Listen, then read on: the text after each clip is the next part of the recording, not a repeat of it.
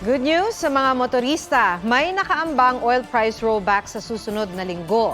Sa panayam ng Super Radyo DZBB sa Oil Industry Management Bureau ng Energy Department, 1 peso hanggang 1 peso and 20 centavos ang posibleng rollback sa kada litro ng gasolina. 1 peso and 30 centavos to 1 peso and 50 centavos sa diesel.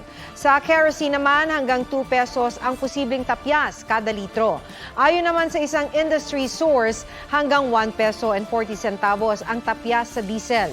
Habang sa gasolina, posibleng hanggang 1 peso and 30 centavos kada litro ang bawas presyo. Huwag magpahuli sa mga balitang dapat niyong malaman. Maaaring mapanood ang State of the Nation at iba pang newscasts sa youtube.com/GMA News. I-click lang ang subscribe button.